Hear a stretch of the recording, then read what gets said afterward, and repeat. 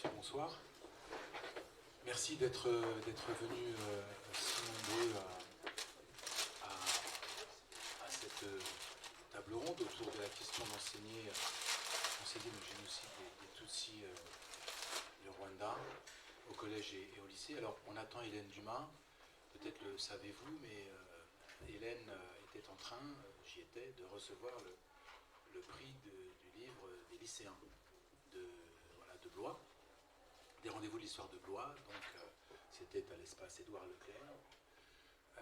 Moment très émouvant. Donc, alors évidemment, moi, je me suis éclipsé pour être à l'heure, mais Hélène étant primée, c'était plus compliqué de dire je me casse, voilà, et démerdez-vous. Donc moi je pouvais le faire, tout le monde s'en foutait, mais Hélène non, c'était plus compliqué. Voilà.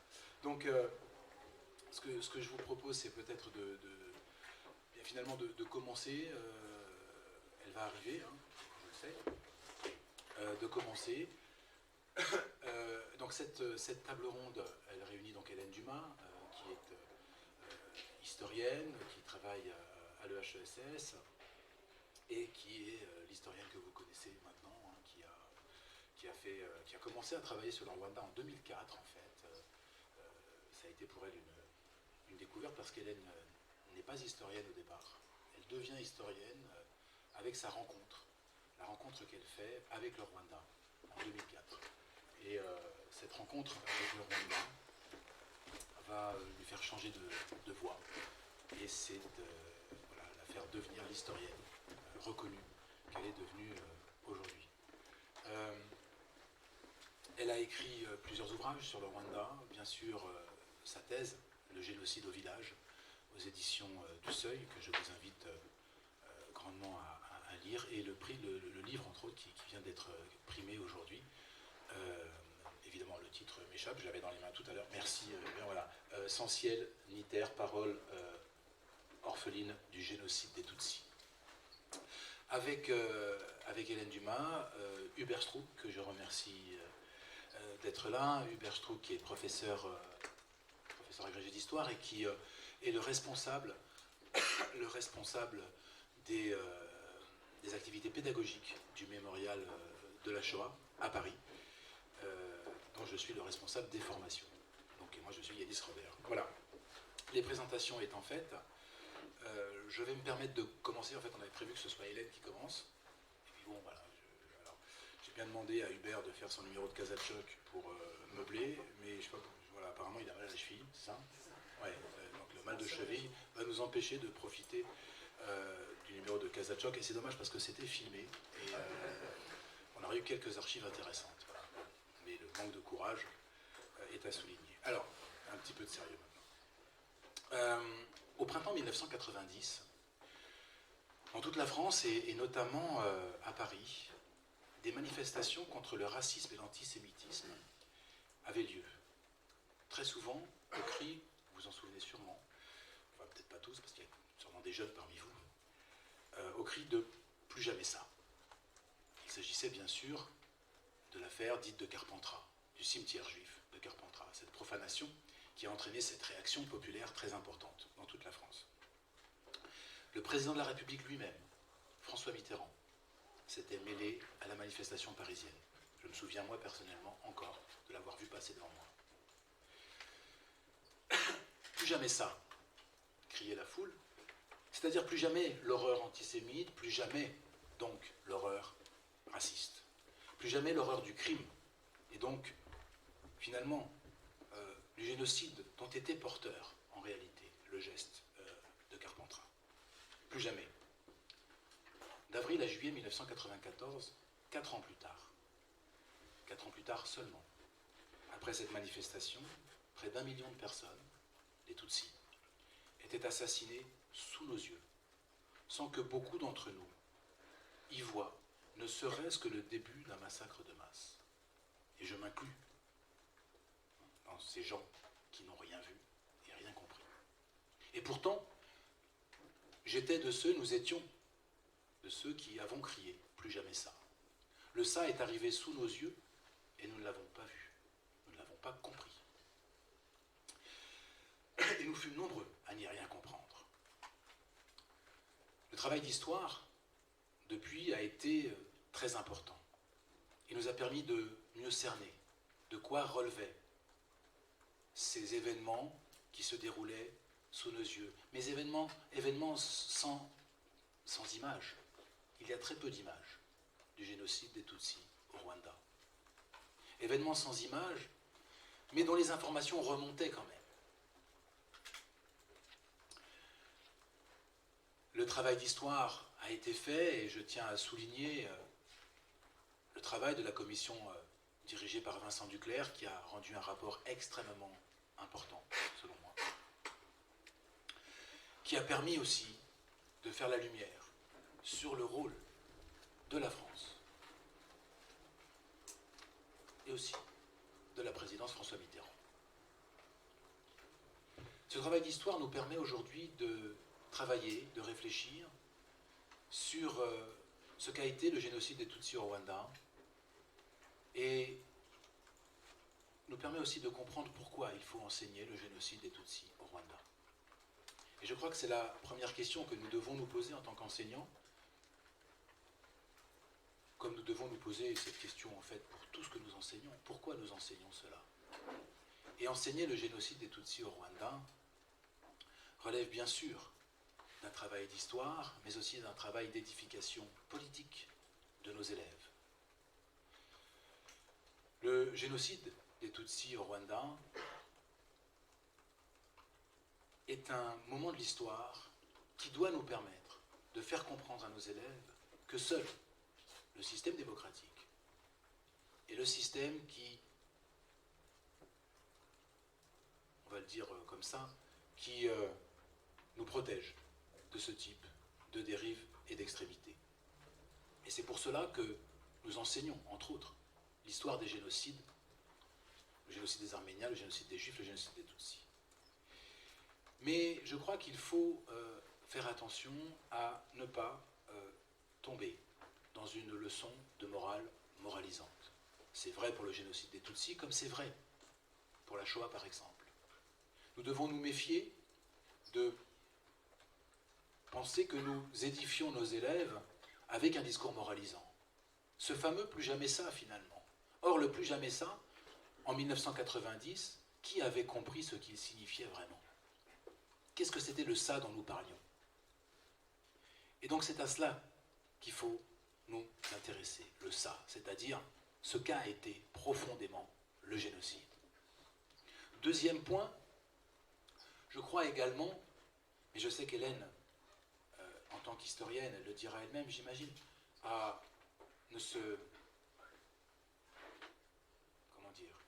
tant qu'historienne,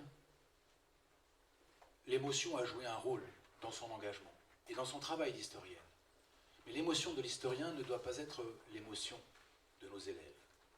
Et je crois que nous devons être prudents quand nous travaillons avec les élèves sur l'émotion que peut dégager, que peut entraîner les récits, le contact avec certaines archives, et d'une manière générale, l'horreur d'une politique génocidaire. Parce que l'émotion, si elle devient trop forte, si elle est trop forte, paralyse la pensée. Or, nous devons faire penser nos élèves. Tout l'intérêt de l'étude des processus génocidaires, c'est de faire réfléchir nos élèves, de les faire réfléchir à ces dynamiques, à ces processus, et à ce qui donc rend possible la politique génocidaire. Il faut donc faire de l'histoire, tout simplement. Faire de l'histoire, et faire de l'histoire, c'est bien sûr s'intéresser d'abord aux premiers acteurs de l'histoire, c'est-à-dire ceux qui sont le moteur de la politique génocidaire, les assassins, ceux qu'on appelle les bourreaux, en français, que les Anglais ou les Américains appellent the perpetrators. Donc les bourreaux. Et les bourreaux, s'intéresser aux bourreaux, c'est s'intéresser à leur vision du monde.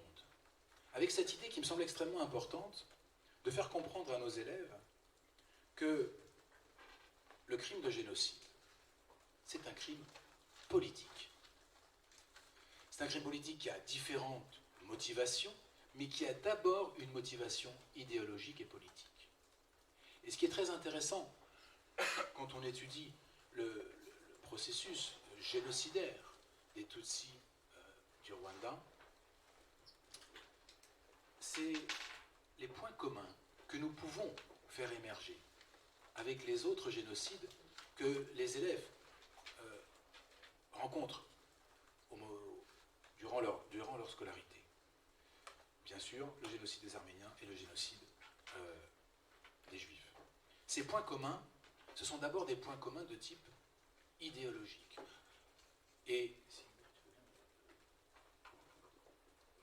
je vais vous montrer 3 textes différents qui vont permettre, voilà, on va commencer par voilà,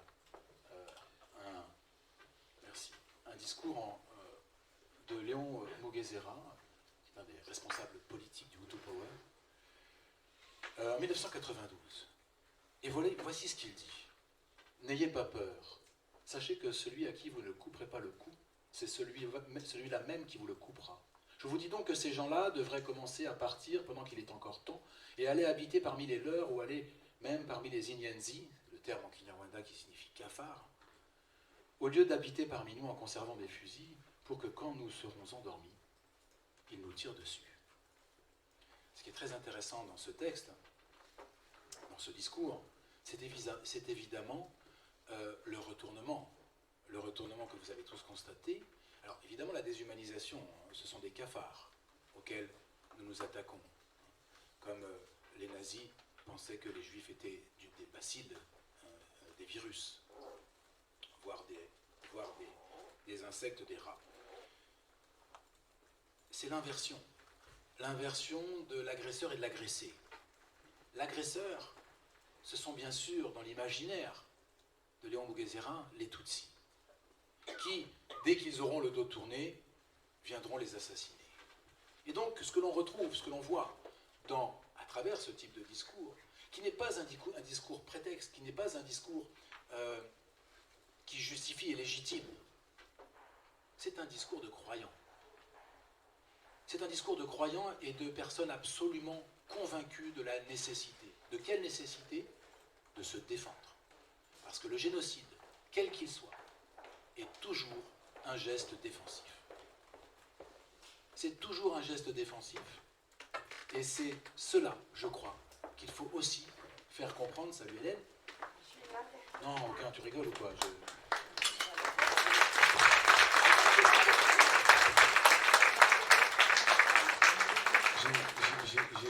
J'ai dit, Hélène, en faisant ta présentation, que tu venais de recevoir le prix de lycéen. Ouais. Et voilà. J'y étais, tu m'as pas vu, mais j'y étais. Hein. Donc je t'ai vu, ouais, je t'ai vu pleurer, tout ça. Voilà, donc maintenant tu vas t'arrêter. Merci. Donc je continue. Donc montrer que le génocide est toujours, et c'est vrai pour le génocide des Tutsis, est toujours dans l'imaginaire des assassins un geste défensif. C'est un geste défensif parce que ces gens sont convaincus d'être agressés. Et vous avez là finalement des points communs entre les différentes politiques génocidaires. Le premier point commun, c'est la vision qu'on pourrait appeler paranoïaque ou obsidionale. Cette vision d'assiégé. Nous devons absolument nous défendre. Qui est corrélée à une autre vision de type eschatologique. C'est-à-dire vision du eux ou nous. Cette vision de eschatologique, c'est-à-dire la fin du monde, mais en réalité que l'on peut traduire par la vision du eux ou nous. Soit nous les assassinons, soit nous serons assassinés. C'est exactement ce que nous dit ici Léon Mugesera. La troisième dimension, c'est la construction de la figure de l'ennemi. Et cela, je laisserai Hélène en parler, si elle s'est remise.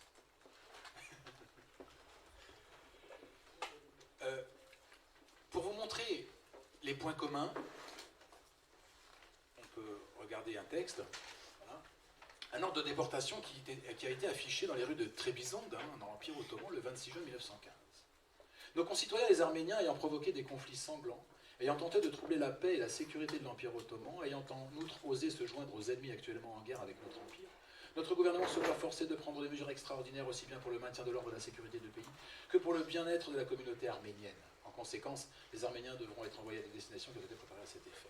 Ce qui est intéressant dans cet ordre de déportation, évidemment, c'est le danger que représentent les Arméniens aux yeux aux yeux des autorités ottomanes. Avec ce qu'il y a derrière, le crime qui est commis à la suite de ces ordres de déportation, et qui font de ce geste un geste défensif. Ce sont les Arméniens qui sont les agresseurs, ce sont les Arméniens qui sont le danger.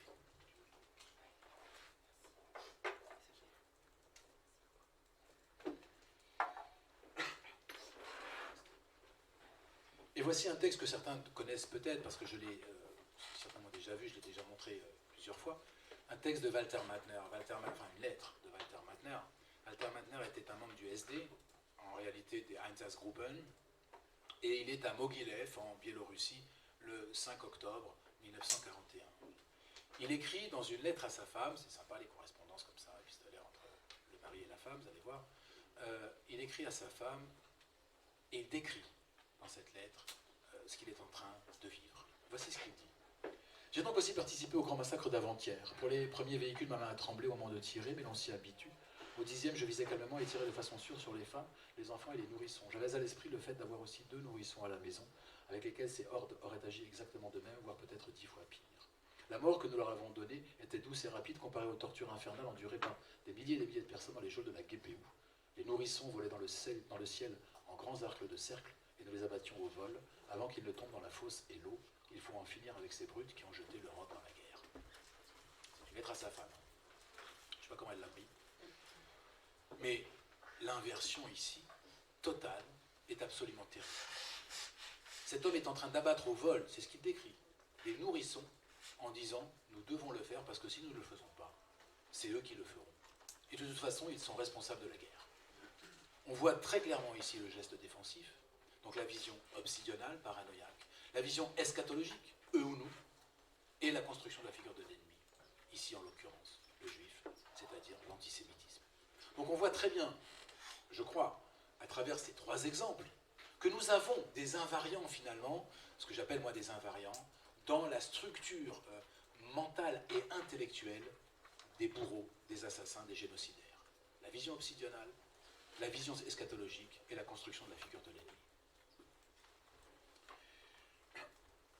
Je crois que quand nous étudions le génocide des Tutsis au Rwanda, et je me permets d'insister sur la sémantique, ce n'est pas le génocide rwandais, ce n'est pas le génocide au Rwanda, c'est le génocide des Tutsis au Rwanda. Et soyons précis dans ce que nous disons, parce que j'entends trop de journalistes ou de commentateurs parler du génocide rwandais. Or, le génocide rwandais ne nous permet pas de savoir qui a été victime de génocide. C'est comme quand on dit le génocide arménien. Alors, nous, on sait, preuve d'histoire, que le génocide a touché les Arméniens. Mais le génocide arménien, bon, finalement, quelqu'un qui n'y connaît rien, se dit, bah, les Arméniens, ils ont fait quelque chose. Les Arméniens ont subi. Donc, l'importance du vocabulaire et la précision du vocabulaire dans ce que nous faisons est valable, évidemment, quand on étudie le génocide des Tutsis au Rwanda. Et quand nous étudions le génocide des Tutsis au Rwanda, je crois qu'il ne faut pas s'empêcher de rappeler que eh bien, ces structures mentales, ces invariants, sont présents dans les autres actes génocidaires qui, normalement, ont déjà été étudiés par les élèves. Et ça permet aussi une chose, et là je m'éloigne un peu du Rwanda et vous m'en excuserez, ça permet aussi une chose, de montrer que le génocide n'est pas le monopole des Juifs, c'est une première chose, et que c'est une question qui concerne tout le monde. Et ça me semble extrêmement important. Parce que nous avons notre mémoire particulière, qui fait de la Shoah, évidemment, le génocide par excellence. Génocide qui, dans les mémoires, finalement, occupe un espace très important, et qui peut-être,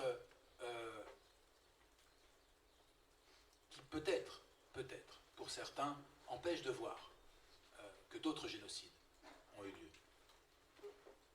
Donc, rappeler cela, et quand on est au cœur du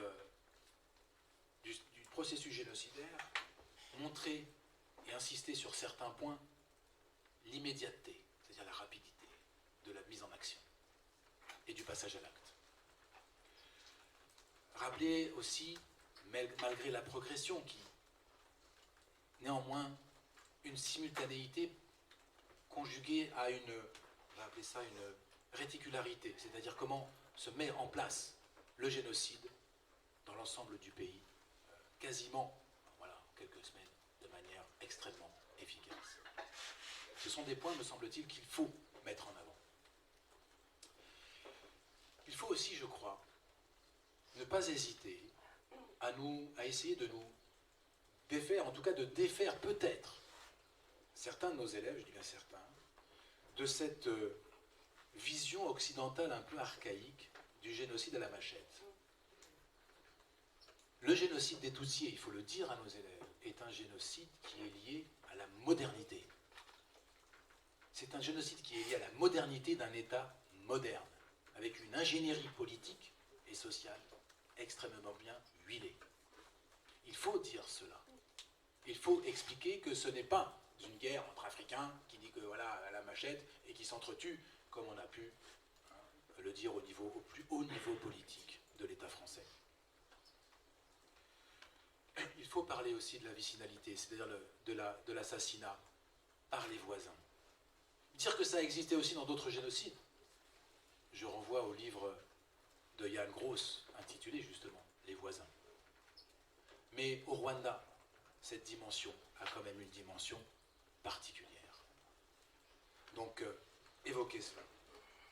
Et enfin, je ne serai pas plus long, parce que j'ai déjà trop parlé, pour essayer de lancer des pistes de réflexion, des objectifs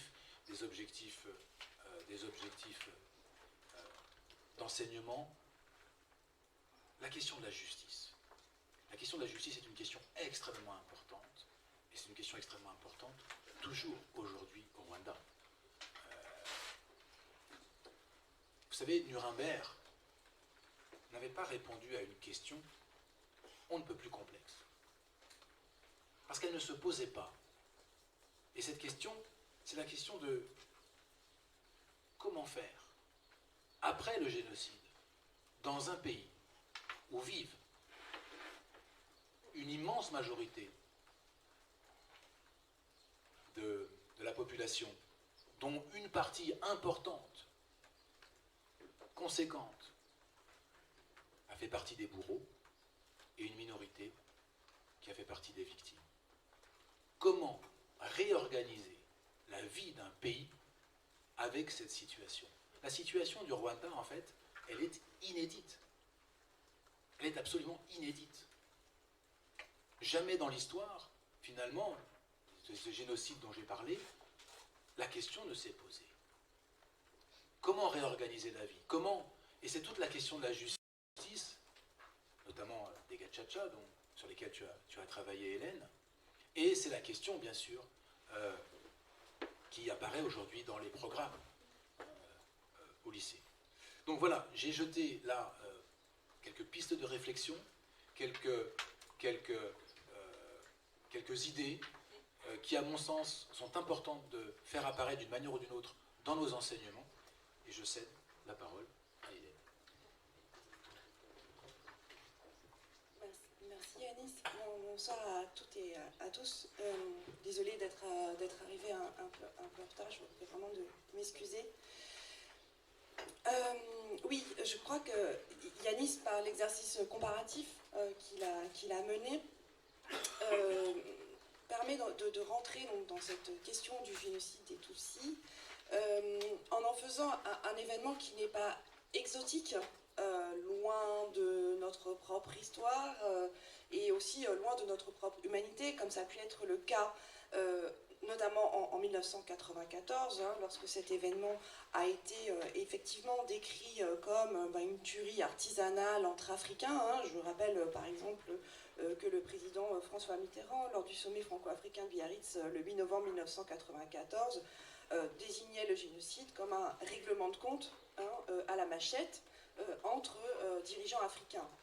Il faut évidemment se départir de ce système de représentation qui a été en cours à l'époque et qui reposait sur un imaginaire de l'Afrique englué dans une barbarie atavique, pour tenter de comprendre cet événement dans son histoire propre, donc rwandaise, mais aussi dans ses interactions avec l'histoire européenne, et qui est une histoire voilà, qui remonte, évidemment, vous vous en douterez, à la colonisation. Donc je crois que c'est aussi, c'est une des vertus de ces exercices comparatifs, c'est de rapprocher cet événement de nous. Voilà. Donc je pense que c'est aussi important parce qu'on retrouve effectivement des logiques qui sont communes à chacun des génocides du XXe siècle. Alors, je sais qu'aujourd'hui, dans les programmes scolaires, enfin depuis donc, la rentrée dernière, si mes informations sont bonnes, mais n'hésitez pas à me corriger si je me trompe, c'est par l'entrée de c'est la justice en fait qui sert plutôt de point d'entrée dans les programmes, donc à l'histoire du génocide des Tutsis. Donc c'est un exercice difficile pour vous comme pour vos élèves parce que les programmes vous exigent de vous que vous partiez en quelque sorte de la fin de l'histoire, pour ensuite parler de l'événement. Donc puisque je crois qu'au programme, ce sont les gachacha qu'on vous demande d'enseigner à vos élèves. Donc on part du processus judiciaire. Alors c'est à la fois une difficulté, mais je pense que c'est aussi un intérêt. C'est de partir, on va dire, du temps très présent pour essayer de remonter le cours de cette histoire. Et moi, dans le travail que j'avais mené justement sur les juridictions gachacha, j'étais partie de cette idée qu'il y avait une forme de congruence, d'équivalence entre le cadre judiciaire lui-même et les modalités d'exécution du génocide des Tutsis. Parce qu'on a affaire, et ça a été pensé par les concepteurs des gachacha eux-mêmes, notamment dans les discussions qui ont eu lieu à la présidence rwandaise en 1998 et 1999. C'est-à-dire qu'il fallait ramener le crime à l'échelle où il avait été commis, c'est-à-dire sur les collines. Donc il y a cette proximité physique avec les lieux du crime, et ce qui fait de la justice gachacha une justice extrêmement décentralisée. Et cet aspect donc très décentralisé des gachacha sur chacune des collines correspond aussi à un des éléments d'efficacité du génocide des Tutsis, qui est aussi son extrême décentralisation. Puisque à l'échelle des plus petites entités administratives, c'est à ces échelles, et en particulier à l'échelle des voisinages, qu'a été pris en charge le projet génocide. Donc, à chaque fois, il y a un principe de congruence. Justice aussi de masse, que sont les gachacha, puisque près de 2 millions de dossiers ont été traités par ces juridictions en 10 ans, entre 2002 et 2012, et qui correspond là aussi à l'engagement massif des populations civiles dans différentes formes de participation au génocide. Puisque là aussi, je pense qu'il faut bien indiquer à vos élèves que participer au génocide, ce n'est pas seulement donner un coup de gourdin, tirer avec un fusil, mais c'est aussi dénoncer, pousser Induru, c'est un cri pour faire sortir les victimes de leur cachette, en une véritable chasse, au sens propre. C'est aussi le pillage et les destructions qui sont systématiques pendant le génocide des Tutsis. Un génocide, c'est un continuum d'actes. Voilà. Depuis effectivement la dénonciation, le refus de cacher, le refus de porter assistance, évidemment les coups qui sont portés, et le pillage et les destructions. Et je pense que c'est extrêmement important d'expliquer que tous ces actes vont être pris en charge par les gachacha et font écho à une réalité qui est celle du génocide des Tutsis.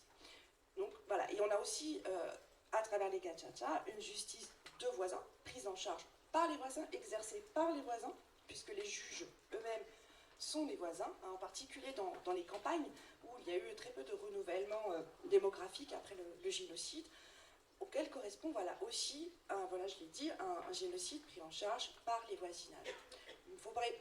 C'est important d'insister sur le retournement, la réversibilité meurtrière des liens sociaux et affectifs, qui sont vraiment au cœur des gachacha, mais aussi insister sur le fait que les gachacha ont aussi jugé l'appareil militaire et étatique du génocide. À partir de 2008, les personnes qui étaient placées dans la première catégorie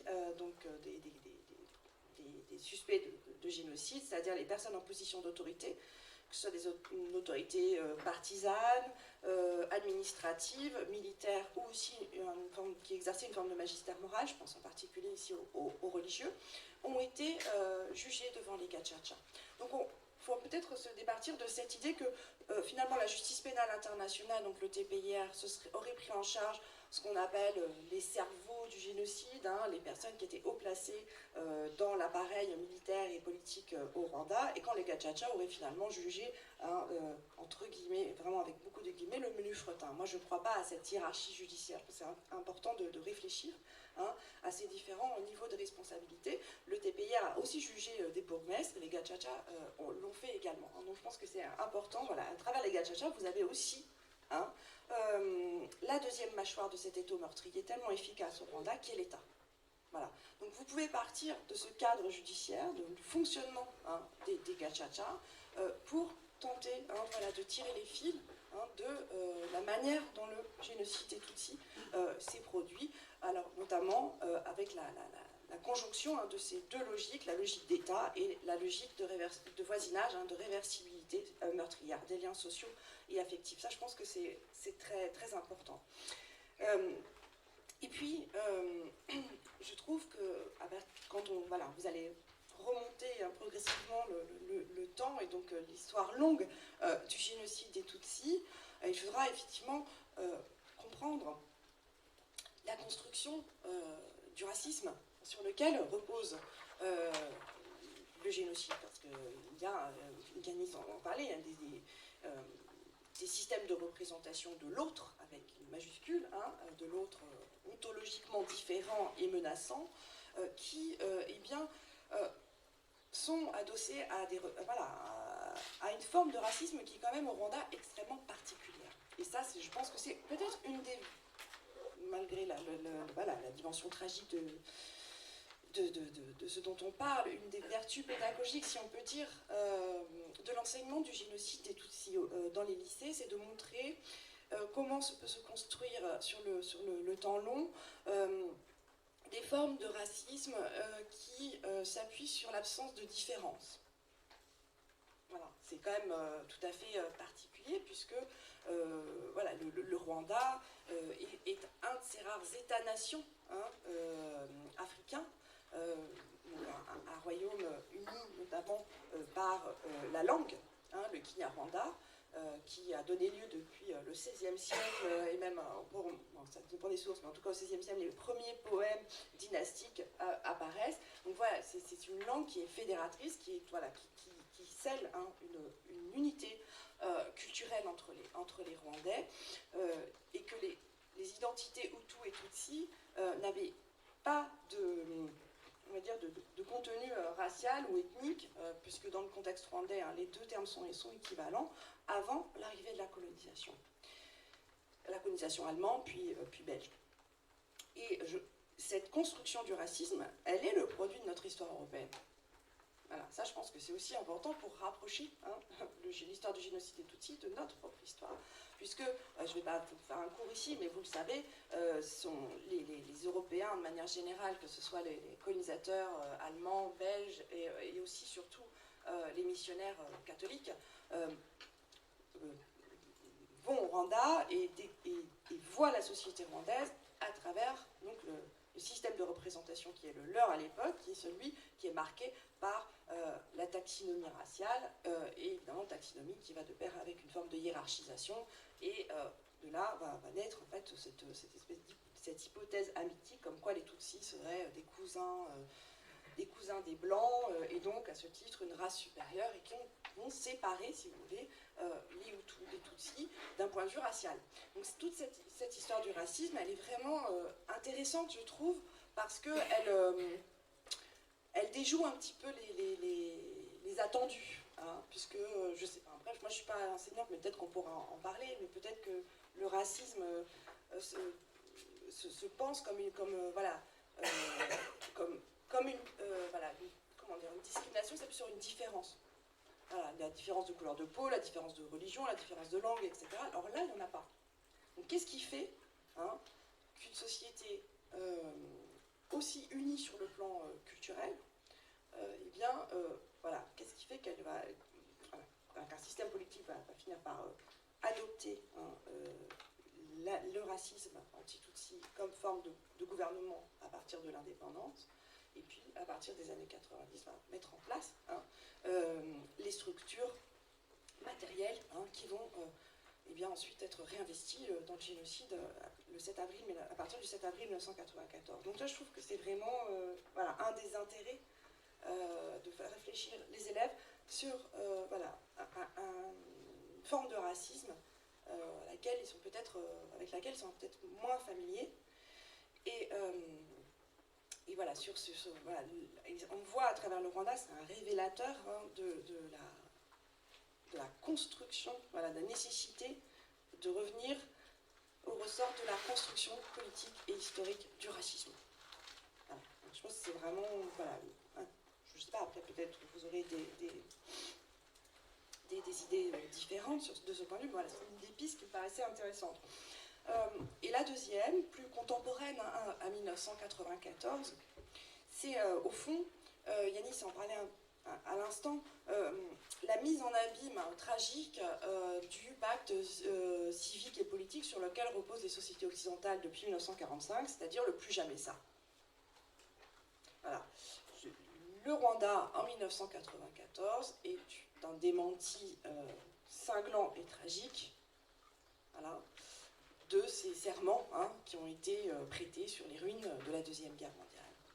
À un moment où, et ça je pense qu'on peut aussi travailler à partir des travaux d'Henri Rousseau, sur, quand il parle de l'anamnèse de la Shoah dans les années 90, voilà, alors même qu'on pense savoir ce qu'est un génocide, ce qu'est l'extermination d'un groupe humain, on commence à avoir le regard plus aiguisé, parce qu'il y a ce retour de l'histoire de la Shoah, et bien se produit un événement qui, évidemment, est différent dans sa configuration, mais qui reproduit des logiques communes. Et je pense que c'est aussi intéressant de faire réfléchir les élèves sur cet aveuglement. En tout cas, moi, l'expérience qui est la mienne, c'est dans l'enseignement supérieur, mais avec des élèves qui sont sans doute pas, des étudiants qui sont sans doute pas beaucoup plus âgés que vos élèves, et qui, eux aussi, n'ont jamais entendu parler de l'histoire du génocide des Tutsis. J'enseigne au collège universitaire de Sciences Po, donc à des étudiants de deuxième année. Et l'histoire le décryptage, l'histoire de l'indifférence de la communauté internationale pendant le génocide est toujours un événement, une dimension marquante de ce qu'ils retiennent du cours, voilà, cette indifférence. Et j'ai, pas l'habitude, mais l'année dernière, elles m'ont fait réfléchir sur le fait que le Rwanda, c'était une forme d'éducation civique par le pire. Voilà. Et que plutôt que de, ça je pense que Yannis sera d'accord avec moi, de prêcher une bonne parole, parfois qui rencontre pas forcément d'écho, mais d'éduquer en passant par le pire. Voilà. Il me semble que ça a aussi un certain nombre de vertus, en tout cas c'est ce que j'ai pu constater avec les étudiants de Sciences Po, donc qui ne sont pas beaucoup plus âgés que vos élèves. Voilà. Après, on pourra revenir aussi sur ces dimensions avec Hubert, sur les ressources documentaires qui sont quand même très importantes maintenant, sur le génocide des Tutsis, justement pour nourrir tout ce que Yanis disait sur la construction de la figure de l'ennemi. Il y a des documents d'archives qu'on peut utiliser, notamment je pense à un document très important produit par l'état-major de l'armée rwandaise en septembre 1991, et qui définit l'ennemi selon des contours qui dépassent largement la nécessité de la guerre. Puisque l'ennemi, c'est le Tutsi de l'intérieur qui n'a jamais accepté les acquis de la révolution sociale de 1959. Donc voilà, là il faut aussi décrypter. Rien qu'à partir de cette phrase, vous pouvez faire toute une histoire pour revenir à la mythification de la révolte Hutu en 1959 qui leur aurait donné le pouvoir contre la minorité Tutsi considérée comme étrangère et comme des envahisseurs. Voilà. Donc il y a beaucoup de ressources documentaires, beaucoup de choses intéressantes qu'on peut travailler avec les élèves. Donc on n'est pas du tout démunis face de manière face à la documentation disponible sur cet événement. Il y a beaucoup d'archives et beaucoup de mobilisables et qui, ce qui serait bien, c'est de pouvoir les regrouper dans une même publication pour les mettre à votre disposition. Donc voilà, je vais laisser la parole à Hubert et puis peut-être on pourra discuter parce que moi j'ai pas beaucoup d'expérience dans le secondaire, donc je pense que votre expérience elle est précieuse. Voilà, bon. Merci. Merci beaucoup Hélène. Je cède la parole tout de suite à Hubert Strouk, donc responsable du service pédagogique au Mémorial de la Shoah. Donc Hubert, grâce à l'arrivée d'Hélène, tu as échappé au Kazachok. Vas-y. Merci Hélène. Bonjour à toutes et à tous. Alors moi je serai très modeste sur le sujet. Je ne suis pas un spécialiste de l'histoire du génocide des Tutsis, mais c'est vrai comme responsable adjoint du service pédagogique au mémorial de la Shoah, nous consacrons maintenant beaucoup d'activités pédagogiques concernant le génocide des Tutsis. Nous avons 3 ateliers, je vais aller très vite parce que le temps est limité, c'est normal. Un atelier sur les génocides et lieux de mémoire, la justice face au génocide, et puis la question des génocides à travers le prisme de la bande dessinée. Et dans chacun de ces ateliers, évidemment, une part conséquente est consacrée au génocide des Tutsis. Et par ailleurs, le mémorial de la Shoah, maintenant, a consacré, je crois, beaucoup d'événements, notamment des expositions à cette thématique. Et donc, c'est fort de cette expérience que je vais essayer donc d'évoquer cette question et de voir quels peuvent être et les documents dans la classe et les pratiques pédagogiques. Mais là aussi, je serai beaucoup plus rapide sur ce point-là. Alors, comme le disait... toujours des trous de mémoire. Yanis, pardon, voilà, j'arrive. Yanis, désolé Yanis, mais ça vaut le Kazakh-Choc. Alors, des sources nombreuses, diverses et originales. Et là, je m'inspire beaucoup, évidemment. Alors, c'est pas parce qu'elle est là, mais il faut quand même le dire par rapport aux travaux d'Hélène Dumas et notamment son dernier ouvrage, sur lequel je me suis quand même beaucoup inspiré aussi pour cette intervention qu'on a citée en introduction avec Yanis.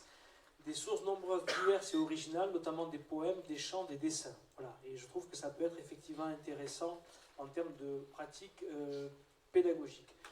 Des témoignages des survivants, qualifiés donc dans sa partie introductive par Hélène, des morts debout, dont celui des enfants.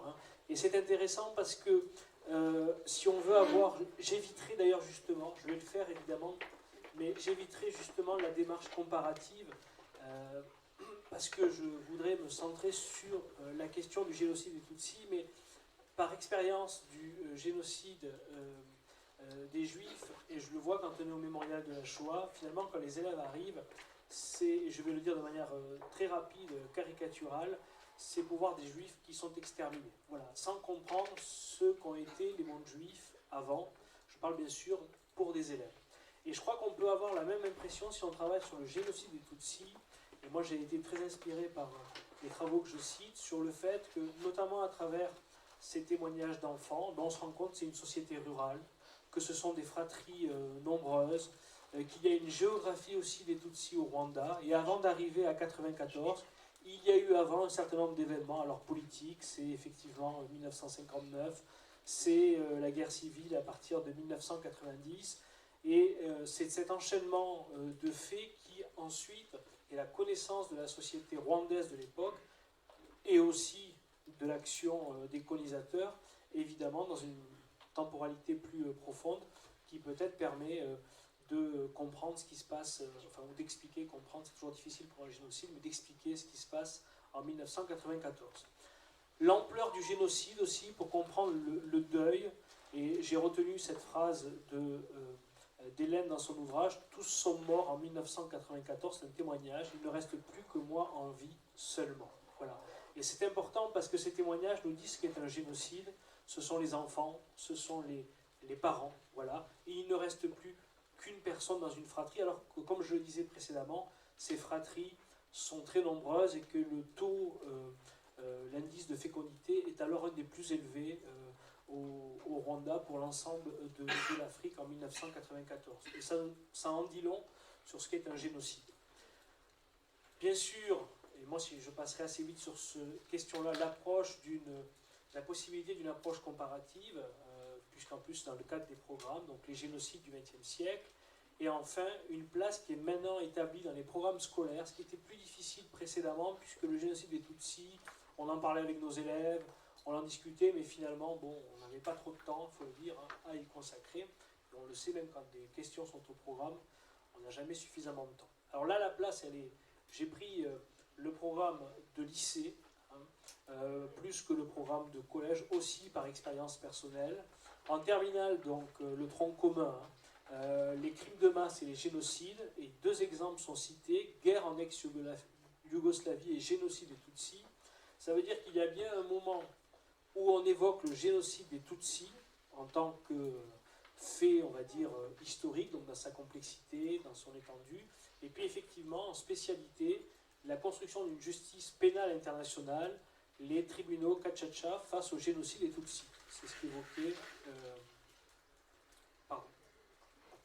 C'est ce qui était évoqué précédemment. Alors, je vais structurer mon propos en 3 points. Représenter ou se représenter le génocide. Voilà. Deuxième point, juger le génocide des Tutsis, puisque c'est la question des Gacaca. Et puis, troisième point, témoigner du génocide. Voilà, le temps est court. Bon, le plan en 3 parties, c'est ce qu'il faut faire en général. Donc j'ai quand même trouvé 3 parties. Je suis évalué. Alors, se représenter, alors c'est le représenter dans l'espace déjà, donc voilà, en Afrique évidemment, bon je vais aller vite, hein, il y a entre professeurs d'histoire-géographie ici pour la vaste majorité, avoir en tête une géographie du Rwanda, et puis je vais ici rentrer maintenant, alors j'avais repris parce que c'est très intéressant qu'on retrouve, vous savez, dans l'ouvrage de Philippe Sand, là, le Retour à Lemberg, là où le moment où de sa mère, Raphaël Lemkin, écrit ce mot génocide. Mais je vais ici le traiter, puisqu'on est sur représenter, se représenter, et ça a été évoqué ici, finalement, quand le génocide se produit, voilà, quelles sont les représentations que l'on a, comment on se le représente. Alors j'ai trouvé ici un document que je vais diffuser, mais qui va être rapide, je vous rassure, mais que je trouve très éclairant. J'espère que je l'ai bien. Le voilà. Sur la situation en mai 1994, un reportage que consacre France 2 alors je mets les guillemets, vous allez comprendre pourquoi, au génocide des Tutsis. Au regard de ce qu'ont dit Hélène et Yanis, je trouve encore plus intéressant ce document.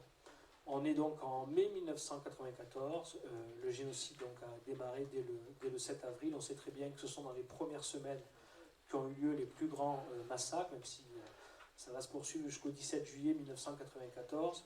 Un enfant dit à la fin, ils nous ont tués parce qu'ils ne veulent pas qu'on se venge un jour. C'est-à-dire qu'on a là tous les éléments qui relèvent d'un génocide, la mise en cause, enfin en cause non, mais la mise en doute de ce soldat du FPR, voyez, bon, on ne sait pas trop ce qu'il fait, s'il cache, voyez, constamment, et à aucun moment ne vient à l'esprit l'idée qu'il s'agit là d'un génocide face à l'ampleur, face aux témoignages qui sont collectés sur place. Donc, se représenter le génocide ou le représenter, on voit très bien qu'il y a une première période, effectivement, où il est inconcevable de penser ici qu'il s'agit d'un génocide. Alors, ce n'est pas du tout pour une mise en accusation des médias, mais c'est aussi, on le voit très souvent dans des ateliers que nous animons, vous voyez, des élèves qui nous interrogent pour savoir si les Ouïghours c'est un génocide ou pas, ou les Rohingyas. Vous voyez, donc il y a ce questionnement qui est posé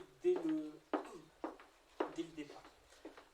En même temps, on peut voir que dans d'autres articles, ici c'est un article du 11 février 1994 dans Le Parisien, on voit apparaître ici l'idée que c'est un véritable génocide. Hein. Donc n'ayons pas aussi cette impression d'une opinion publique qui n'aurait jamais entendu parler ou vu apparaître ce terme, mais on va dire que pendant très longtemps, il y a comment dire, une action qui consiste à ne pas nommer le génocide en tant que tel.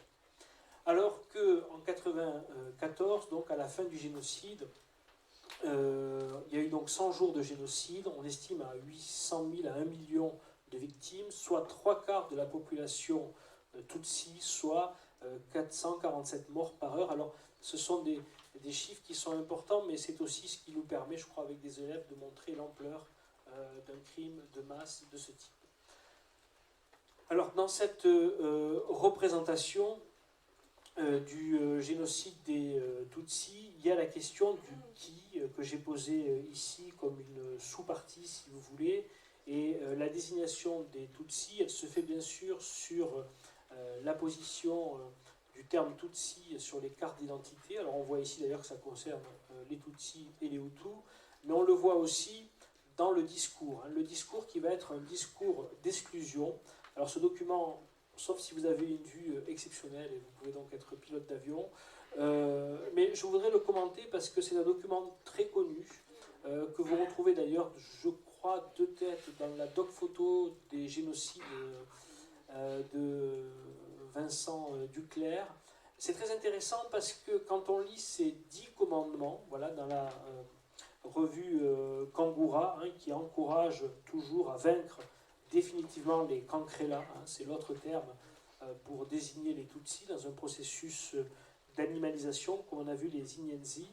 Eh bien, ici, ce qui peut être intéressant dans cette lecture, c'est la vision des femmes Tutsis. Quand on observe ces 10 commandements, ce sont essentiellement les femmes et les hommes Hutus sont mis en garde concernant les femmes Tutsis. Et je pense que de ce point de vue, il y a toute une étude ou tout un point que l'on peut faire avec des élèves, la façon dont cette propagande raciste est centrée sur ces femmes qui font tourner la tête et qui finalement manipulent les Hutus. Bien évidemment, désigné, dans le désigné, mais quand on a étudié un peu les génocides, on n'est pas très surpris. Là, c'est un document, là aussi, de 1993. Le Tutsi, c'est celui qui diffuse les maladies. Voilà, c'est une accusation bien connue quand on est à la recherche d'un bouc émissaire. Et puis, bon, je vais peut-être m'arrêter dans la diffusion de ces documents, mais c'est pour rejoindre l'idée que les sources existent et que donc on peut assez facilement trouver ces documents. Ici, des programmes justifiés par l'autodéfense, donc fuyez, un Tutsi va exterminer les Hutus, et cette idée toujours qu'il faut effectivement se défendre dans cette vision idéologique. Alors ensuite, en termes de documents que l'on peut utiliser, moi qui me semble intéressant et qui vont relayer finalement des documents sources ou des archives. Il y a eu assez rapidement des bandes dessinées qui ont été consacrées à la question du génocide des Tutsis. Alors nous, on utilise deux en particulier. À la fois celle-ci, La fantaisie des dieux, donc de Patrick Saint-Exupéry, qui est journaliste donc au Figaro au moment des faits, voilà, et qui va retracer ce qu'a été le génocide des Tutsis, et puis le dessinateur qui est Hippolyte. Donc ça, c'est un premier document. Alors, voilà, bon, je vous mets à peu près le type d'activité que l'on peut faire sur ce document où on repère, bon, c'est de la tambouille pédagogique, le nom, les acteurs, mais les acteurs, c'est-à-dire à la fois celui qui écrit pour comprendre quelle est sa représentation du génocide, mais aussi les acteurs du génocide, voilà. Et puis, donc là, ce sont les deux auteurs, si vous voulez, Patrick de Saint-Exupéry et Franck Bénet, Guy Hippolyte.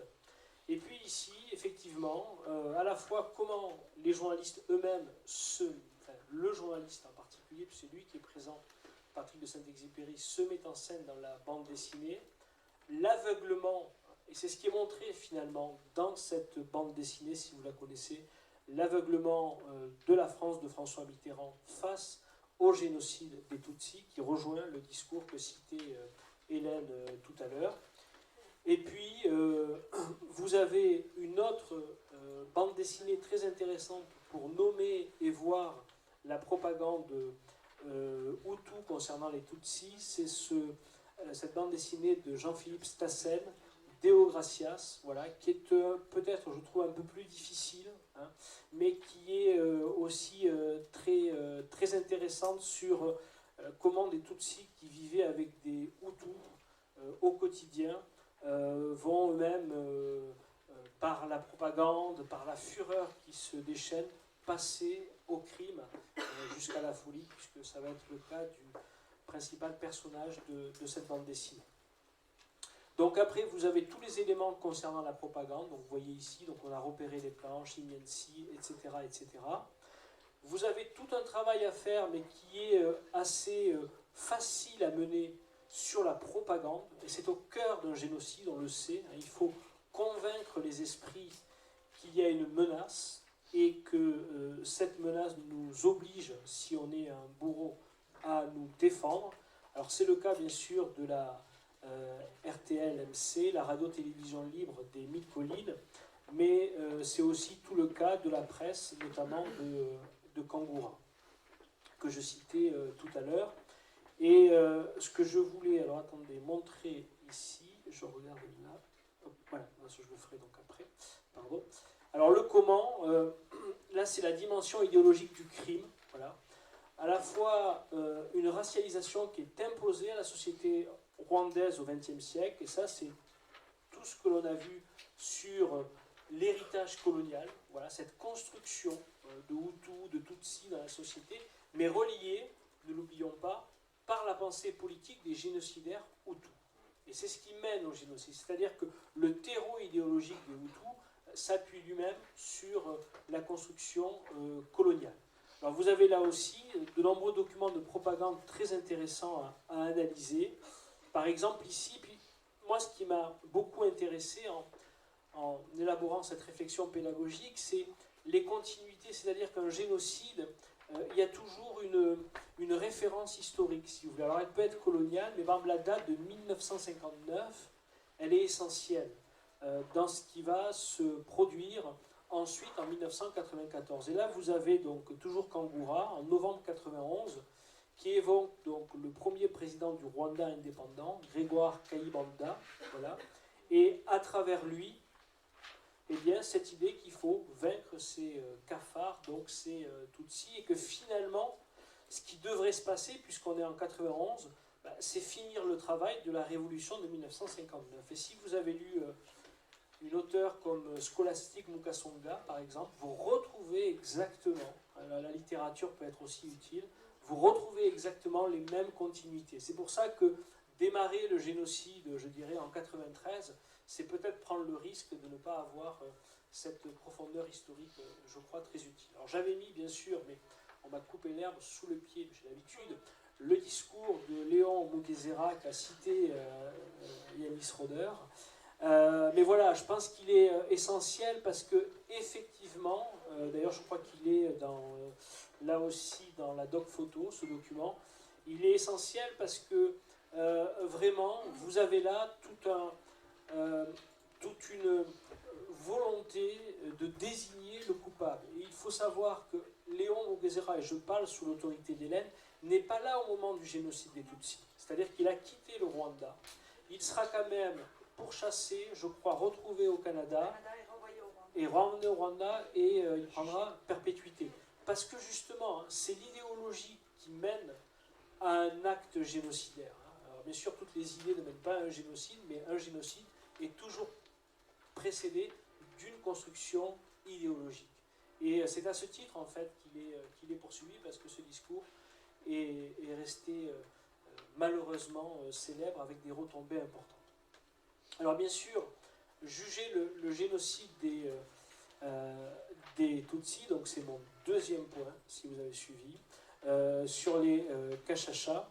Alors ça c'est parce que c'est au programme évidemment, et je trouve ça effectivement particulièrement intéressant en termes de construction judiciaire. Alors on peut quand même rappeler qu'il y a eu un TPIR qui a été créé dès 1994, qu'il y a toujours la compétence universelle qui fonctionne, voilà. Mais il y a une justice de proximité qui est constituée de ces kachachas. Et alors, n'ayant peut-être pas le temps de vous montrer un extrait, mais voilà l'extrait que nous utilisons dans nos activités, c'est celui de Bernard Belfroy, Rwanda, les collines parlent, de 2006. il est un peu long. Hein. Alors c'est assez intéressant, mais je vais vous montrer un petit peu la grille que l'on a. En fait, il y a 3 personnages qui sont suivis par le réalisateur au cours de ces cachachas. OBD, Gaboutou et François, je crois, le 3e de tête. Et en fait, l'idée, c'est très très bien construit. Donc on a extrait comme ça un certain nombre d'éléments du film. Hein, c'est 52 minutes, mais avec, on va dire, si vous prenez 10 minutes d'extrait, vous arrivez à ce montage. Et on arrive à, effectivement, construire tout le déroulé, c'est-à-dire à la fois comment ces accusés se défendent, voilà. Quelle est la réaction des villageois, notamment sur OBD, il y a une personne qui se lève et qui dit « moi je ne suis pas du tout d'accord avec la peine qui est prononcée », donc ce n'est pas toujours consensuel, mais c'est vrai que là, pour la proximité de la justice, c'est quelque chose qui est assez, je crois, pour nos élèves, assez étonnant, assez original, et donc je trouve que ce documentaire qui a dû être fait, alors j'ai la date de tête, je dirais 2006, mais entre-temps je l'ai vu, j'allais dire 2007, 2006, au moment où on est encore en plein cachacha, c'est-à-dire au sens où c'est de 2002 à 2012, mise en place en 2001 les cachachas, mais ça démarre entre 2002 et 2012, donc on est au cœur du processus judiciaire. Voilà. Donc je vous le recommande. Et puis le dernier point, alors ça c'est aussi intéressant, et j'étais un peu vite sur les cachachas, mais je veux dire que la ressource est là et assez facile, on va dire, à exploiter, enfin je crois. Et puis témoigner du génocide, alors que j'ai compris, que j'ai entendu de 2 points. D'abord témoigner bien sûr le rôle du survivant, du témoin, voilà, ça c'est la première chose, mais aussi témoigner à travers les lieux de mémoire au Rwanda. Hein, donc il y a 2 parties dans cette 3e partie. Alors je voudrais vous montrer ceci, ce sont des petits films que nous avons faits au Mémorial de la Shoah. On appelle ça l'histoire en série. Voilà. Nous avons consacré une partie au génocide du XXe siècle. Et là, je vous mets un extrait sur la partie relative au génocide des Tutsis. Voilà. C'est celle-ci. Constat. L'Assemblée générale de l'ONU adopte en 1948 la Convention pour la prévention et la répression du crime de génocide dans le but de libérer l'humanité d'un fléau aussi odieux. Et pourtant, jusqu'au dernier moment, on s'est dit ce n'est pas possible, on ne peut pas tuer chaque Tutsi. Et ça a été possible parce qu'il y avait un plan et que l'un de Tutsi était son niveau le plus haut.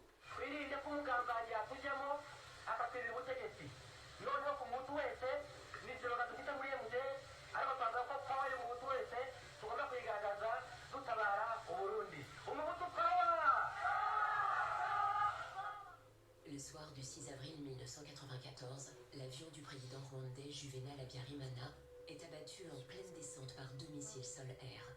Cet événement marque le début de 100 jours de génocide contre les Tutsis du pays, désigné comme responsable de l'assassinat du président. Aucun Tutsi ne pouvait s'échapper. Tout le pays était quadrillé par les militaires, secondés par ces miliciens, et ensuite toute la population Hutu, même ceux qui ne voulaient pas y participer, étaient fortement incités à le faire. Le génocide des Tutsis est le produit d'un racisme qui puise ses racines dans une Europe coloniale obsédée par les classifications raciales. Les ethnies sont des constructions idéologiques. Ces mythes raciaux vont trouver une actualité nouvelle dans les discours du parti Hutu, au pouvoir après l'indépendance, qui prépare et justifie l'élimination des Tutsis à partir de 1990. Ils nous insultaient, ils nous disaient qu'on allait payer parce qu'on avait fait, c'était très grave, qu'on avait tué le président, qu'on allait payer pour ça. Ils mettent dans une espèce de cuvette, ils se mettent un peu en hauteur, ils commencent à jeter des grenades dans la foule, les gens ils tombent, tout le temps gardaient les yeux fermés. Mais je sentais le sang chaud qui coule, des gens qui criaient. Elles repartaient et on attend revenir avec les hommes. Et là, ils ont commencé à nous acheter. Moi j'ai eu des deux tendons d'Achille sectionnés et elle m'achète derrière la nuque. Entre 800 000 et 1 million de Tutsis ont été assassinés entre avril et juillet 1994. Les têtes étaient prêtes. C'était pas grave de tuer des Tutsis, puisqu'on nous avait tellement déshumanisés, qu'on était tellement en danger, qu'il suffisait juste de se débarrasser de ce danger-là, de ces cancres-là, de ces serpents. Que si c'était pas S'ils ne tuaient pas, c'était eux qui étaient en danger. Et parallèlement, il y avait ces hommes politiques qui faisaient des stocks de machettes. De problèmes sociaux. Après, pardon, on repasse sur un autre sujet. Voilà, nous avons cette... Alors, cette vidéo, vous la retrouvez sur la chaîne... je suis pas très bon, mais c'est la chaîne YouTube du Mémorial de la Shoah. Donc, ça s'appelle Histoire en série, les génocides du XXe siècle. Voilà. Donc, vous avez une approche comparée des génocides. Et là, j'ai extrait une partie consacrée au génocide des Tutsis, même s'il y en a d'autres. Voilà. Donc là, il s'agit d'un témoin, Jeanne Vimbambazi, qui donc raconte ce qui s'est passé pour elle, et sa famille a été décimée. Et Jeanne, maintenant, vit à Toulouse. Ce que je veux dire aussi, c'est qu'il y a des témoins Tutsis. Ça devient beaucoup plus compliqué, vous le savez, concernant la Shoah, par exemple. Donc, il y a des témoins Tutsis qui peuvent venir aussi dans les établissements scolaires pour témoigner et raconter ce qui s'est passé donc, durant cette période au Rwanda. Alors, le dernier point, c'est sur témoigner à travers les monuments. Alors, ici, on a un monument. Alors, il y a eu énormément au Rwanda de monuments, de lieux de mémoire, on va dire, relatifs au génocide des Tutsis. Et ils sont intéressants parce qu'ils permettent même de faire une typologie, parfois, des situations historiques, voire des actions. Ici, par exemple, alors je ne les ai pas classés avec un ordre qui aurait été longuement réfléchi, mais ici, on a par exemple le mémorial de Mugonero. Voilà, nous sommes dans l'ouest du Rwanda. Et ce monument, alors, comme ça, il est difficile à voir ici, mais vous avez... D'abord, on est à côté d'un hôpital, d'accord, dans une région où c'était plutôt l'église adventiste qui était importante. Voilà. Le crime est commis, c'est les 16 et 17 avril 1994, un jour de sabbat. Voilà, c'est un jour important pour l'église adventiste. Et un des principaux protagonistes, Paul Mouvounui, j'espère bien le dire, pour lui, toute sa famille est décimée. Pourquoi ce monument? Parce qu'à travers ce monument, vous avez à la fois les armes du massacre, les machettes, d'accord, notamment, vous avez les gourdins, mais vous avez aussi des mains enchaînées. Et les mains enchaînées, c'est le symbole de la discrimination des Tutsis. Et que c'est un point important, je crois, pour le génocide, c'est qu'au moment du génocide, les hôpitaux, les églises, j'ai envie de dire, cette fois-ci, ne sont pas épargnés. On tue dans les églises, on tue dans les hôpitaux. Oh, bien sûr, c'est le Hutu Power. Voilà. Donc, vous avez ce monument-là, vous avez le mémorial de la résistance de Bisezero. Alors, celui-ci est aussi important parce qu'il y a eu une volonté de révolte aussi des Tutsis à travers l'usage, justement, qu'on voit ici de lances. Voilà. Donc là aussi, c'est des thématiques, j'avais dit que j'éviterais l'histoire comparatiste, mais pendant très longtemps, on a dit qu'il n'y avait pas eu, ou très peu, de résistance juive, etc. Il y a eu des résistances aussi au génocide, et puis bien sûr, le mémorial du génocide à Kigali. Alors comme je ne veux pas être trop long, peut-être conclure, d'autres pistes et questionnements pour l'enseignement du génocide des Tutsis, que je ne pouvais pas faire ici en 20 minutes, mais peut-être donc la démarche comparative, mais là je crois que ça a été évoqué par mes collègues. Et c'est posé notamment dans l'ouvrage d'Hélène, la question du sauvetage. Et vous avez peut-être vu cet été, en juillet justement, sur France 2, un reportage. Alors, moi je suis un peu prudent avec lui, mais bon, sur les justes au Rwanda. Voilà. Bon, moi je crois toujours qu'il y a des situations singulières. Hein. L'histoire est toujours un peu idiographique, c'est pas toujours... à vouloir tout conceptualiser, mais donc il y a eu, je préfère cette expression de sauvetage, il y a donc eu des membres Hutus qui sont venus en aide aux Tutsis, et je pense que ça peut être aussi intéressant dans une démarche pédagogique d'évoquer cette dimension-là, et on voit que de plus en plus les témoignages dans ce domaine arrivent. Il y a eu des formes de résistance, alors je l'ai montré, mais furtivement à travers ce monument. Rappelez que c'est aussi une histoire européenne, européenne par la colonisation, européenne par l'attitude des organisations internationales, de la France. Vous connaissez maintenant le rapport qui a été remis par Vincent Duclerc. Donc il y a aussi cette dimension qui peut être intégrée, et la BD peut être, de ce point de vue, même si elle ne dit pas tout, évidemment, mais elle peut être intéressante. Et puis il y a des temporalités. Il y a à dire, je prends le génocide en 1994, au risque que les élèves se disent « Ah mais tiens, on a décidé de tuer une partie d'une population et ne pas comprendre la profondeur d'un phénomène. L'exemple des églises et des hôpitaux, c'est un peu tout bête, mais ça ne s'était pas fait avant, parce que quand il y avait des pogroms ou des massacres comme en 1959, c'était des lieux qui étaient préservés. Vous voyez. Et un génocide, eh bien, on passe à un grade supérieur, et là, il n'y a plus de limite, et le crime est total. Voilà, je vous remercie.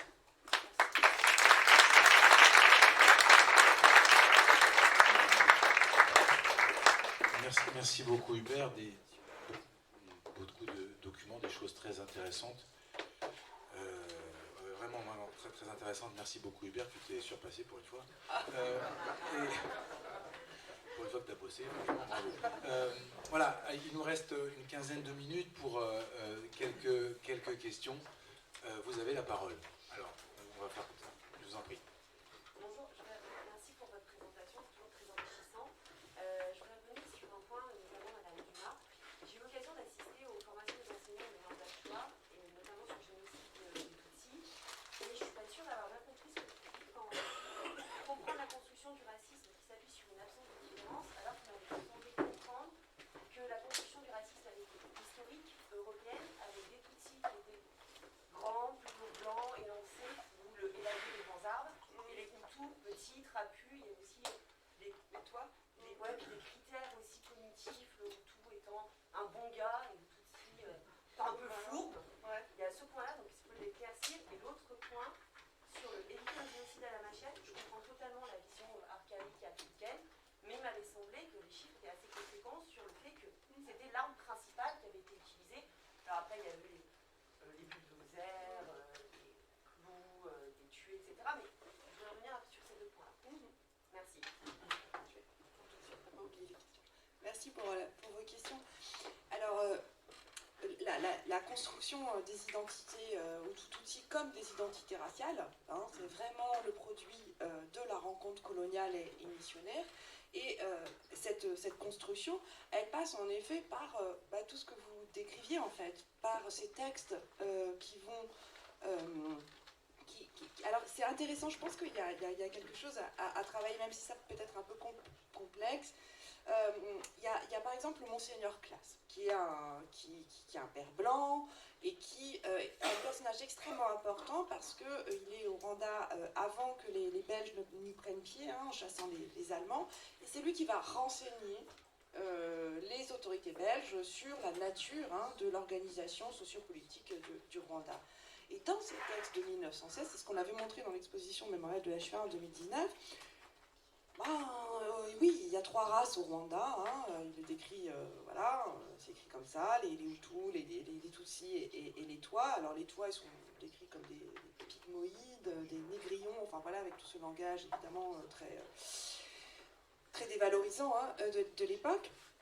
Mais en même temps, on voit bien qu'il n'arrive pas très bien à distinguer quel est le critère, en fait, qui définit ce qui est un Hutu et ce qui est un Tutsi, parce qu'il explique que dans la région du Rwanda central, il y a des Hutus qui ont d'immenses troupeaux de vaches et qui finissent par se déclarer Tutsi. Donc vous voyez, il y a une forme d'indécision en 1916, et quand vous reprenez les textes du même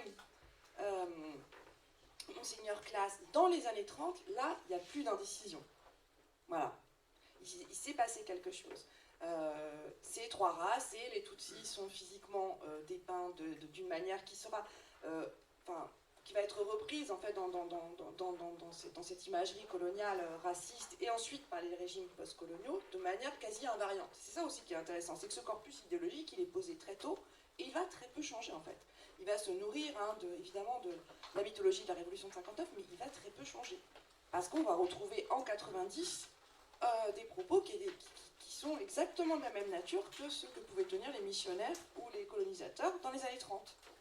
Voilà, sur effectivement des portraits physiques et psychologiques différents des Hutus, des Tutsis. Donc cette différence, que je voulais dire, c'est qu'elle est absente dans la mesure où il n'y a pas, on va dire, à quelqu'un, voilà, on ne va pas reconnaître quelqu'un parce qu'il aurait un accent différent, parce qu'il aurait une couleur de peau différente, parce qu'il aurait des pratiques religieuses différentes. Et c'est très intéressant qu'Hubert ait montré l'exemple de Mugonero.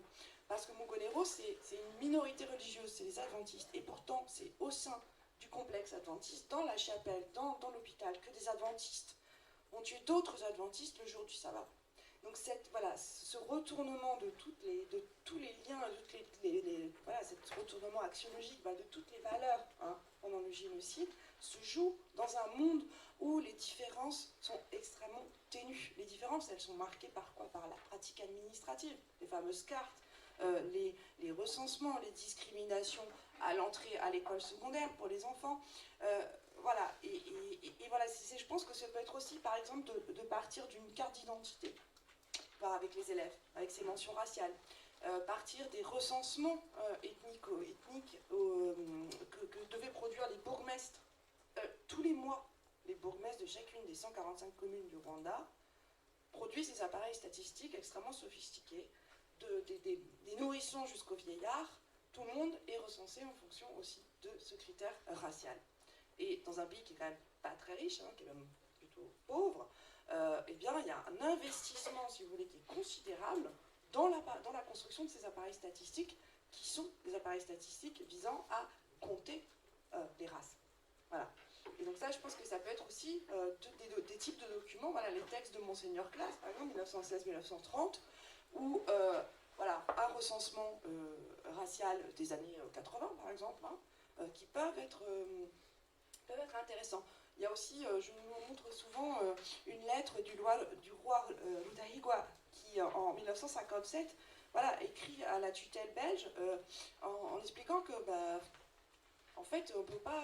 Il dit bien des Hutus se déclarent Tutsis parce qu'ils se sont enrichis, quand des Tutsis n'osent plus se désigner comme tels parce qu'ils sont trop appauvris. Donc là aussi, on voit encore en 1957 la malléabilité de ces autodésignations qui, en fait, c'est un peu vraiment un processus foucaldien d'intériorisation de la norme étatique qui est imposée en fait par des pratiques administratives voilà, et une politique. Donc c'est aussi intéressant de partir de ces documents parce que ça témoigne de la dimension politique du génocide. On n'est pas dans l'évidence ethnique. Voilà, comme ça a été souvent dit à l'époque, il y a les Hutus, les Tutsis, ils ont l'habitude de se faire la guerre depuis la nuit des temps, donc bon, voilà, le génocide, ça a été l'ultime guerre, mais voilà, c'est beaucoup plus compliqué que ça. Je trouve que c'est aussi intéressant de travailler sur voilà, ces textes-là, ces statistiques permettent de déconstruire les évidences. Voilà. Merci Hélène. Il y avait une question. Oui, une question elle porte en fait sur les traces du génocide. On parlait des invariants tout à l'heure, il me semble quand même que par les invariants, il y a aussi la volonté des génocidaires d'effacer les traces, toujours. Et je voulais savoir qu'est-ce qu'il en était pour le Rwanda, et du coup, est-ce que c'est un invariant ou un cas à part? Et puis, en parlant aussi des cas peut-être particuliers, le génocide des Tutsis au Rwanda a été un génocide qui a été médiatisé. Et si ce n'était pas le cas, on va dire, uniquement pour les génocides précédents. Et ça me fait penser à cette phrase de Larry King, ce célèbre présentateur de CNN, qui au moment justement des massacres qui sont plus dans la même époque, qui se déroulent en Bosnie, où il avait dit si la télé avait existé en 1944, il n'y aurait jamais eu Auschwitz. Et là, je pense que c'est aussi un biais par lequel on peut réfléchir avec les élèves, justement sur ce rapport aux médias, qui dit que finalement, voir la guerre ou voir le génocide ne signifie pas obligatoirement le comprendre. On le voit là. Voilà, et en plus, voir la guerre ou le génocide ne signifie pas pour autant vouloir agir. Donc là, je pense qu'il y a un biais aussi, peut-être d'éducation civique aussi, sur lequel on peut revenir. Très juste, merci. Vraiment, c'est vraiment juste une petite nuance, c'est que... pardon, Hubert, on a très peu d'images du génocide. Voilà, c'est vrai. On a l'impression, parce qu'on a encore ces sources de l'INA, que le génocide a été surmédiatisé, mais en fait, très peu. On parle très peu, et en plus, il y a la Bosnie aussi au même moment. Donc, on a très très peu d'images du génocide. Et ce que vous voyez là dans le reportage, c'est effectivement des journalistes qui suivent l'entrée des troupes du FPR à l'est du pays, parce que voilà, Gaïni, tout ça, c'est vraiment l'est. Et vous voyez comment le tout est instillé sur le safari de l'horreur, et ce qui nous dit bien la vérité, etc. Donc effectivement, je pense que décrypter un reportage comme ça avec des élèves, c'est un exercice formidable aussi de critique voilà, du discours. Et comment montrer et voir n'est pas effectivement comprendre. Ouais, c'est un super exemple. Ouais. Merci Hélène. Les traces. Ah, pardon. Excusez-moi, j'ai... Oui. Alors, Non, et en fait, les tueurs au Rwanda n'ont pas mis en place des programmes pour faire disparaître les corps comme ça on peut évidemment, on pense immédiatement au four crématoire, etc., ou à l'opération 1005, voilà, j'ai peur de dire une bêtise. Voilà, non, ils ont par contre, donc il y a des corps partout au Rwanda en fait, enfin, voilà ce que vous voyez là, ils les ont laissés sur place, mais c'est aussi une manière de marquer leur volonté de dégrader les victimes. Parce que les corps sont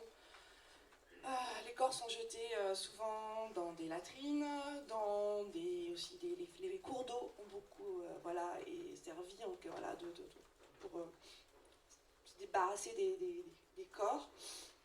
Et souvent, voilà, le traitement dégradant réservé au corps fait partie, là encore, quand je disais que le génocide c'est un continuum d'actes, ce qui est fait au corps est aussi fait partie du programme génocide. Mais ils n'ont pas eu le temps, en quelque sorte, d'effacer les traces. Et je pense qu'en fait, c'était pas...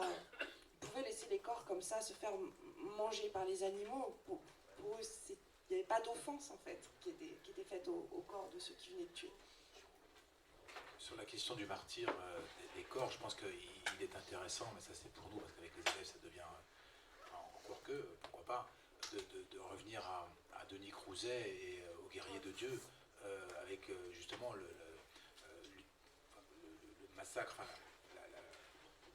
la monstration des corps totalement détruits qui ont lieu par exemple dans Paris et qui... Enfin moi je vous livre ça maintenant comme ça, mais j'ai eu cette image m'a traversé l'esprit.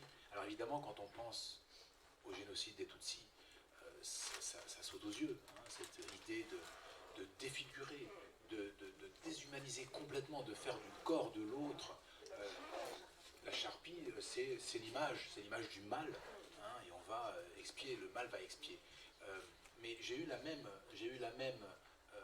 en tout cas, j'ai vu une image qui m'a renvoyé à ces lectures de Denis Crouzet, c'est quand Abdelhamid Abaoud, l'homme du 13 novembre, traîne derrière son 4x4 à plateau des corps qu'il réduit en charpie complète, exactement comme dans le Paris du XVIe siècle.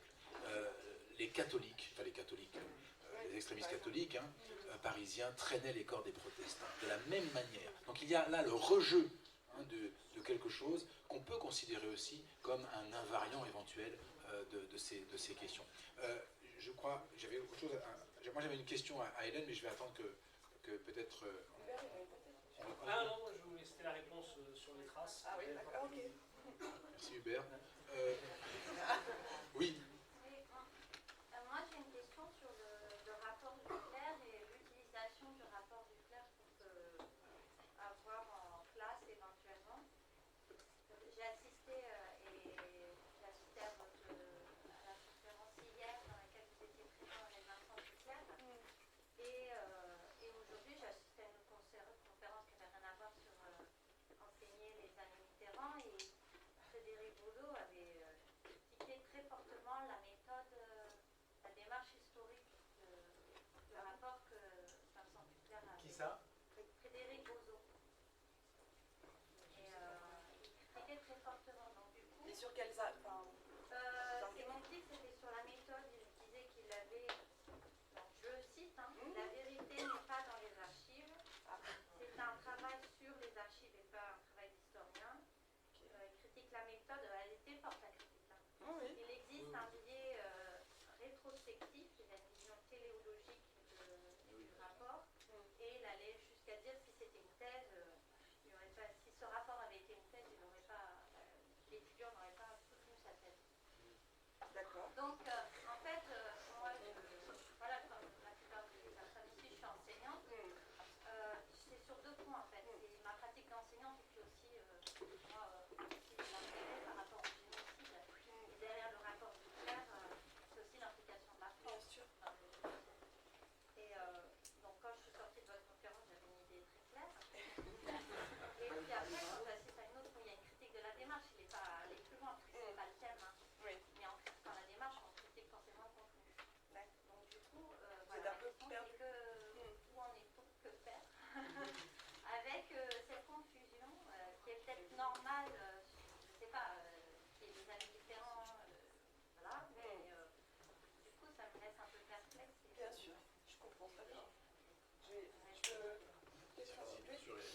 Je me permets de me lever parce que toi, je vois mieux, c'est plus...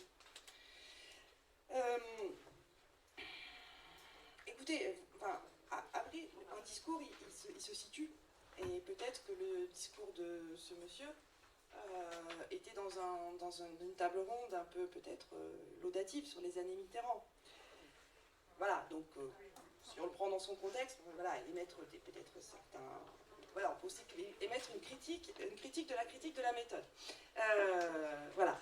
Alors, pour vous dire aussi que le rapport du clerc, c'est ça qui est à la fois un de ses grands apports, ses grandes qualités, mais aussi peut-être une de ses faiblesses, c'est que c'est un rapport qui ne prend pas en compte le savoir accumulé depuis le moment où il a commencé à travailler, c'est-à-dire en 2019, pendant 25 ans. Depuis 1994, et même si on remonte à la première intervention française en octobre 1990, les opérations militaires françaises ont fait l'objet de critiques extrêmement vives, notamment par le parti pris évident en faveur du régime Habyarimana, selon une logique raciste. Les archives, vous pouvez les voir, elles sont disponibles. C'est assez évident que quand vous lisez les notes du général Queneau, ça transpire une vision, le rapport Duclerc dit ethniciste, mais moi je raciste. Voilà. Quand on parle du FPR comme des Ougando-Tutsis, voilà, on racialise une question politique. De plus, le FPR n'est pas ougandais, ce sont des réfugiés rwandais qui voilà, rentrent au pays par les armes, certes, mais qui ont un lien voilà, avec le Rwanda.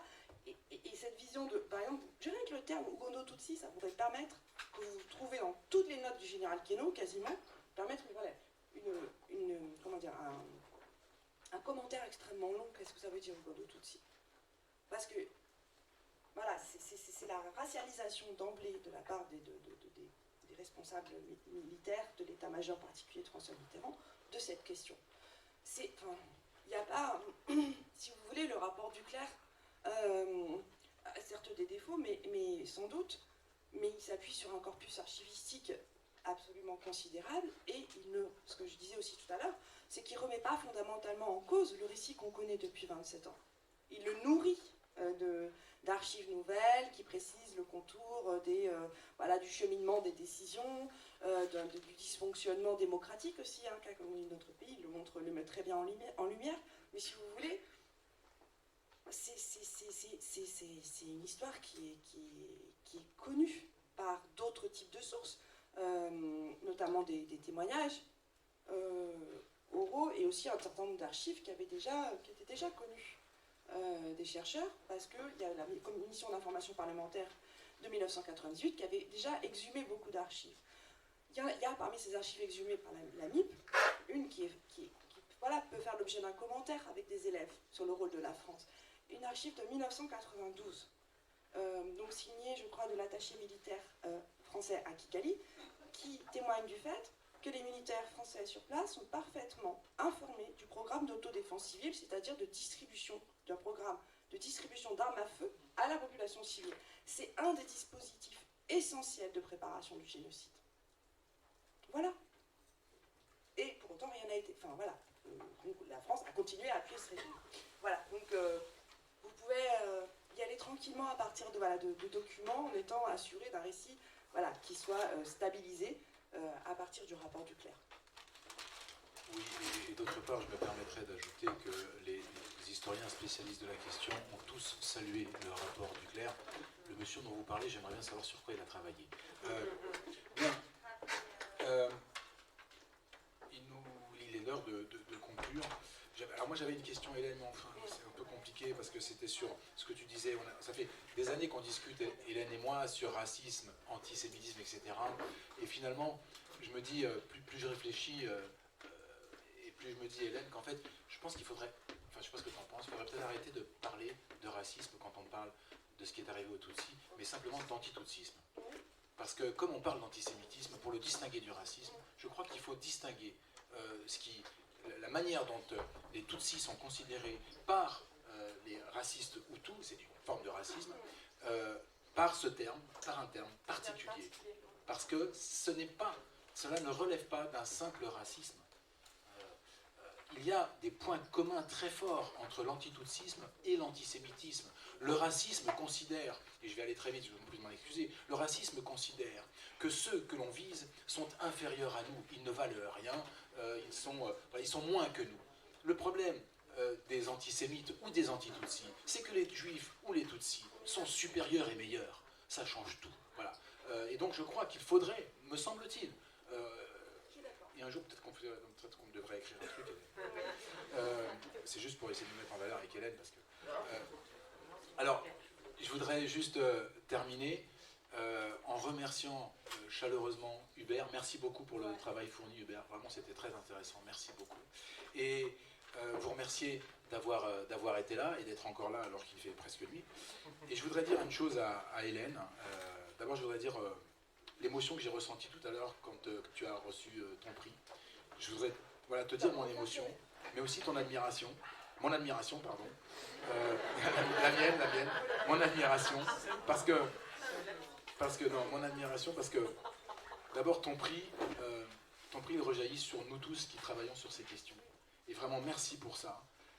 Et parce que ce prix, pour nous, il est vraiment très important. Merci, Hélène.